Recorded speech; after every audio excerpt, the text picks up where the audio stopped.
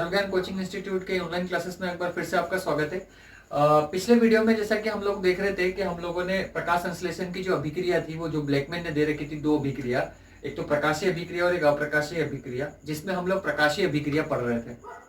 तो प्रकाशीय अभिक्रिया में क्या हुआ था, हम लोगों ने कहा था कि 3 चरणों में जो प्रकाशीय अभिक्रिया जो हरित लवक के ग्रेना में संपन्न होती है, जो स्पेशली मेन पॉइंट है उसका मैंने बताया था, और उसमें कहा था कि 3 चरणों में वो पूरी होती है। प्रथम चरण में तो पानी का, हमने कहा था पानी का जल का अपघटन होता है, जिसमें से हाइड्रोजन और इलेक्ट्रॉन कुछ रिलीज होते हैं, और जो हाइड्रोजन होते हैं वो तो NAD के द्वारा ग्रहण कर लिए जाते हैं, NADP के द्वारा, और NADPH2 में क्या कर दिया जाता है, बदल दिया जाता है। क्लियर हो गई ये बात। फिर हमने कहा था जो इलेक्ट्रॉन फ्री बचते थे उसके लिए फोटोफॉस्फोरिलेशन की प्रोसेस होती है, और मैंने कहा था कि फोटोफॉस्फोरिलेशन जो है वो 2 चरणों में पूरी होती है, एक तो होता है चक्रीय फास्फोरिलेशन और एक होता है अचक्रीय फास्फोरिलेशन। तो मैंने कहा था अगले वीडियो में हम लोग चक्रीय और अचक्रीय फास्फोरिलेशन पढ़ते हैं। तो हम लोग आज स्टार्ट करने वाले हैं अभी हमारा टॉपिक चक्रीय फास्फोरिलेशन। कौन सा है अपना टॉपिक? चक्रीय फास्फोरिलेशन। हमने कहा फोटोफॉस्फोरिलेशन, जिसका हमारा मेन उद्देश्य था ATP बनाना, क्योंकि हमने NADPH2 हमने उसमें बना लिया था। जहां जल टूटा उससे जो हाइड्रोजन रिलीज हुए थे वो सेकंड स्टेप में NADP के द्वारा ग्रहण करके NADPH2 में बदल लिया गया था। इस प्रकार NADPH2 का निर्माण हो गया था। हमारे पास बचा था ओनली ATP का निर्माण करना, जिसके लिए फोटोफॉस्फोरिलेशन की प्रोसेस होनी थी। और फोटोफॉस्फोरिलेशन 2 चरणों में पूरा होता है, एक होता है चक्रीय, एक होता है अचक्रीय। तो चक्रीय वाली जो प्रोसेस है उसको हम स्टार्ट कर रहे हैं। चक्रीय फास्फोरिलेशन क्या होता है पहले जनरली समझना। चक्रीय से क्लियर होता है चक्र के द्वारा चलता है।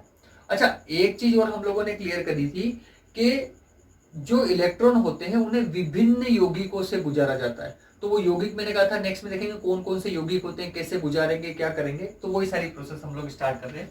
तो चक्रीय फास्फोरिलेशन जो है वो, उसमें क्या होता है, जो इलेक्ट्रॉन होते हैं वो एक ग्राही से दूसरे ग्राही पर भेजा जाता है। ना विभिन्न यौगिक जो हमने पढ़े थे, उसी प्रकार जो इलेक्ट्रॉन्स होते हैं उनको एक ग्राही से दूसरे ग्राही पर क्या किया जाता है, भेजा जाता है। और जो ऊर्जा इकट्ठी होती है उस ऊर्जा से ADP से क्या बनाया जाता है, ATP में क्या कर दिया जाता है, बदल दिया जाता है। ये जो चक्रीय फास्फोरिलेशन होती है, इस क्रिया, ये क्रिया कहां पूरी होती है, तो वर्णक तंत्र प्रथम इसमें क्या लेता है, भाग लेता है। इस चक्रीय फास्फोरिलेशन में कौन सा वर्णक तंत्र भाग लेता है? वर्णक तंत्र प्रथम भाग लेता है। और एक और बात हमारी वर्णक तंत्र पढ़ते समय हुई थी कि वर्णक तंत्र प्रथम हो चाहे वर्णक तंत्र द्वितीय हो, अगर वर्णक तंत्र प्रथम में कोई काम होगा तो वो क्रिया कहां से चालू होगी, P700 से।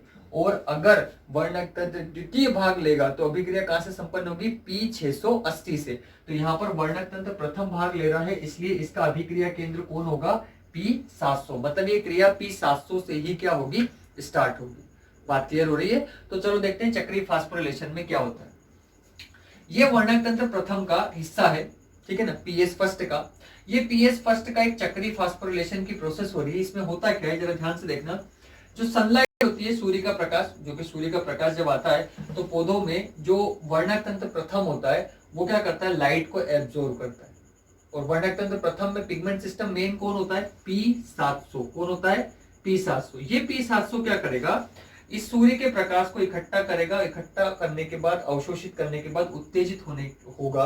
और जो इलेक्ट्रॉन होते हैं जो कि जल से टूटे जाते थे, जो कि हमने उधर पढ़ी थी कि जल से टूटने के बाद जो इलेक्ट्रॉन रिलीज होते हैं, उन इलेक्ट्रॉन को ये ग्रहण करेगा। कौन ग्रहण करेगा, सबसे पहले P700, ठीक है ना। ये पिगमेंट सिस्टम इलेक्ट्रॉन को ग्रहण करेगा और ग्रहण करने के बाद उसे किसके पास पहुंचाएगा, FRS या A फेज, या हम इसको बोलते हैं प्राइमरी एक्सेप्टर भी बोलते हैं, अलग अलग नाम से इसको पुकारा जाता है। तो ये जो है इलेक्ट्रॉन को सबसे पहले क्या करेगा, एक्सेप्ट करेगा। यहां से इलेक्ट्रॉन एक्सेप्ट होने के बाद इससे अगले यौगिक के पास भेज दिया जाएगा। इलेक्ट्रॉन किसके पास चला जाएगा, FD के पास। किसके पास चला जाएगा, FD के पास, ठीक है। FD मतलब कौन, फेरिडोक्सिन के पास। फिर FD से इलेक्ट्रॉन PQ के पास जाएगा, PQ से साइटोक्रोम B6 के पास, साइटोक्रोम B6 से साइटोक्रोम F के पास। ऐसे क्या करता रहेगा, चक्र के रूप में क्या करता रहेगा, घूमता रहेगा। ध्यान से देखना अभी कैसे। अपन ने कहा था कि फास्फोरिलेशन के अंदर जो इलेक्ट्रॉन होते हैं उन इलेक्ट्रॉन को विभिन्न यौगिकों से सिर्फ क्या किया जाता है, गुजारा जाता है।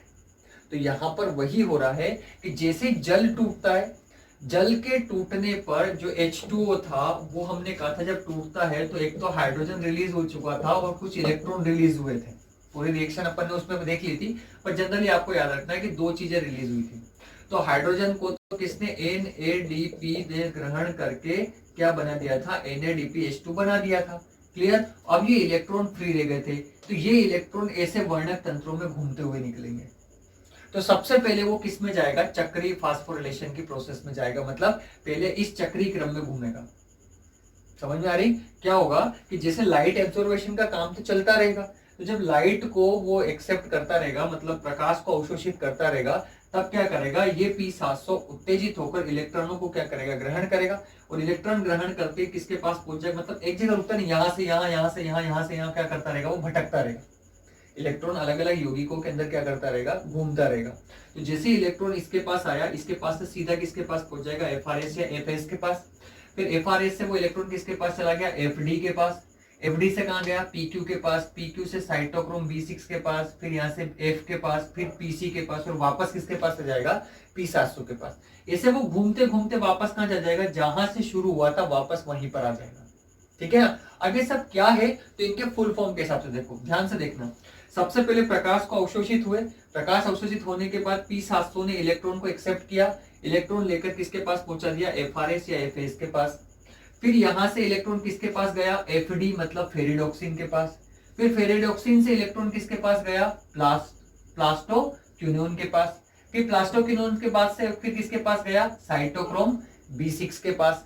फिर CYT मतलब साइटोक्रोम है, ठीक है ना, साइटोक्रोम B6 के पास। फिर साइटोक्रोम B6 से किसके पास गया, साइटोक्रोम F के पास। और साइटोक्रोम F से वापस किसके पास, PC के पास। PC मतलब प्लास्टोसाइनिन के पास। और प्लास्टोसाइनिन से वो सीधा किसके पास चला जाएगा, P700 के पास। तो इसी तरीके से वो इलेक्ट्रॉन क्या करता रहेगा, घूमता रहेगा। अब क्या होता है कि जब P700 से इलेक्ट्रॉन FRS के पास गया, FRS से FD के पास गया, और FD से जैसे ही PQ के पास पहुंचता है, तब कुछ जो ऊर्जा होती है, उस जो निकली हुई ऊर्जा थी, उस ऊर्जा से हम क्या करेंगे, ADP से क्या बना देंगे, ATP बना देंगे। तो यहां पर एक प्रोसेस हो जाएगी ADP से ATP बनने की। फिर क्या करेगा, PQ से वो साइटोक्रोम कॉम्प्लेक्स में घुसेगा। ये पूरा कॉम्प्लेक्स साइटोक्रोम का रहता है। तो जब वो यहां से साइटोक्रोम में जाएगा, तो साइटोक्रोम के अंदर भी वो जब साइटोक्रोम B6 के पास पहुंचेगा, वो साइटोक्रोम B6 से जैसे ही वो साइटोक्रोम F के पास जाएगा, यहां पर जाने पर फिर हमारा जो ऊर्जा रहेगी, उससे ADP से क्या बना दिया जाएगा, ATP बना ली जाएगी। फिर वो ऊर्जा काम में ले ली, फिर वापस इलेक्ट्रॉन तो अपने आगे घूमता जा रहा है, तो इलेक्ट्रॉन साइटोक्रोम F के पास से सीधा किसके पास पहुंच जाएगा, PC के पास, प्लास्टोसिनोन के पास, और प्लास्टोसाइनिन के पास। और प्लास्टोसाइनिन से सीधा वापस उसी अभिक्रिया केंद्र के पास पहुंच जाएगा, जिस अभिक्रिया केंद्र से उसने स्टार्ट किया है। तो इस प्रकार एक चक्रीय फास्फोरिलेशन की प्रोसेस निरंतर क्या करती रहेगी, चलती रहेगी। और इस प्रकार ADP से ATP, ADP से ATP बन बन के क्या होते रहेंगे, रिलीज होते रहेंगे। बात समझ में आ रही क्या कह रहा हूं। देखो ये कोई वन टाइम प्रोसेस नहीं है, ये प्रोसेस क्या करती है, कंटिन्यूसली चलती रहती है। जैसे प्रकाश संश्लेषण की प्रोसेस हो रही है, तो जरा देखो सार के हिसाब से समझना है। प्रकाश संश्लेषण की प्रोसेस हो रही है। अब प्रकाश संश्लेषण की जब प्रोसेस होती है, तो क्या होता है, लाइट एब्जॉर्ब होती है। अलग अलग प्रकार की नैनोमीटर लाइट क्या होता है, सनलाइट जो होते हैं पौधे एब्जॉर्ब करते हैं, अवशोषित करते हैं। अवशोषित होने पर क्या होता है, सबसे पहले पानी का अपघटन, जल का अपघटन होता है। जैसे ही जल का अपघटन होता है, उससे हाइड्रोजन और इलेक्ट्रॉन निकल जाते हैं। हाइड्रोजन को NADP ग्रहण करके NADPH2 में बना लेता है। खत्म, बात खत्म, उसको साइड में रख दिया। बचे अब इलेक्ट्रॉन। इलेक्ट्रॉन को अलग अलग यौगिकों से गुजर के निकलना पड़ता है, उसको फ्री थोड़ी छोड़ेंगे। तो इलेक्ट्रॉन जब अलग अलग यौगिकों से गुजरता है, तब फास्फोरिलेशन होता है, क्योंकि उसमें ATP बनता है। क्यों बनता है, क्योंकि ATP बिना ऊर्जा एनर्जी के नहीं बनेगा, और आगे की प्रोसेस चलाने के लिए ऊर्जा की जरूरत तो पड़ेगी ना, तो वो ऊर्जा बनाने का काम ATP कर लेते हैं। अब ATP कैसे होता है कि ये जो इलेक्ट्रॉन है, इन्हें इन यौगिकों से गुजारते हैं, और गुजार के उनकी सारी ऊर्जा को इकट्ठा करके क्या बना लिया जाता है, ATP बना लिया जाता है। फिर इस ATP को हम कहाँ ट्रांसफर कर देते हैं, अप्रकाशीय अभिक्रिया में आगे की क्रिया होने के लिए। बात समझ में आ रही है। तो इसकी प्रोसेस भी समझ में आ गई होगी कि भाई सबसे पहले जैसे मान लो जल टूट गया, जो इलेक्ट्रॉन थे उस इलेक्ट्रॉन को सबसे पहले वर्णक तंत्र प्रथम में चक्रीय फास्फोरिलेशन होने में कंप्लीट होगा। फिर चक्रीय फास्फोरिलेशन होने के लिए क्या होगा, इसमें भाग लेगा कौन, वर्णक तंत्र प्रथम। और वर्णक तंत्र प्रथम या पीएस फर्स्ट, जिसका अभिक्रिया केंद्र कौन होता है P700। ये P700 जैसे इलेक्ट्रॉन को क्या करेगा, ग्रहण करेगा। ग्रहण करने के बाद में वो किसके पास पहुंचाएगा, डायरेक्ट FD के पास, क्योंकि FRS ये ग्रहण करके FRS को देगा या FS को देगा। तो FRS से इलेक्ट्रॉन FD के पास पहुंचेगा, FD से PQ के पास जाएगा। जब FD से PQ के पास जाएगा तब ATP बन जाएगा। फिर PQ से कहा जाएगा, साइटोक्रोम कॉम्प्लेक्स में। साइटोक्रोम कॉम्प्लेक्स में साइटोक्रोम B6 के पास जाएगा, और B6 से जब वो साइटोक्रोम F के पास जाएगा तब वापस एक बार क्या बनेगा, ATP बनेगा। और साइटोक्रोम F से फिर किसके पास जाएगा, प्लास्टोसाइनिन PC के पास, और PC से सीधा कहां चला जाएगा, वापस से उसी अभिक्रिया केंद्र के पास जिस जगह से वो आया था।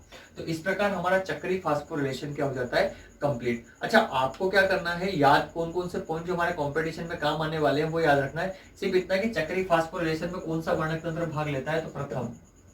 इसका अभिक्रिया कौन कौन है, केंद्र कौन है, तो बोले P700। इसमें प्रथम बार इलेक्ट्रॉन कौन ग्रहण करता है, तो FRS या इलेक्ट्रॉन जो एक्सेप्टर जो होता है वो, ठीक है ना, प्राइमरी एक्सेप्टर। उसके बाद में प्रथम मतलब ATP का निर्माण कहाँ होता है, जब FD से इलेक्ट्रॉन किसके पास जाता है, PQ के पास। तब PQ कौन है, प्लास्टोक्विनोन है। FD कौन है, फेरिडोक्सिन है। साइटोक्रोम, ये क्या है, साइटोक्रोम और का दूसरी बार इलेक्ट्रॉन और कहाँ बनते हैं, तो बोले साइटोक्रोम कॉम्प्लेक्स में ATP बनता है। सॉरी, क्या बोलते हैं, ATP कहाँ बनता है, तो साइटोक्रोम कॉम्प्लेक्स में ATP बनता है। और कहाँ पे, फेरिडोक्सिन से प्लास्टोक्विनोन के पास, मतलब FD से PQ के पास जब जाता है तब क्या बनता है, ये बनता है, हाँ, ATP बनता है। और दूसरी बात कि चक्रीय फास्फोरिलेशन में अभिक्रिया केंद्र के पास पुनः वापस कौन आ जाते हैं, इलेक्ट्रॉन वापस से आ जाते हैं। ये एक क्रिया निरंतर क्या करती रहती है, चलती रहती है। बात समझ में आ गई। तो इस प्रकार ये चक्रीय फास्फोरिलेशन कंप्लीट हो गया। नेक्स्ट वीडियो में हम वापस से मिलते हैं अचक्रीय फास्फोरिलेशन के साथ। तब तक के लिए धन्यवाद।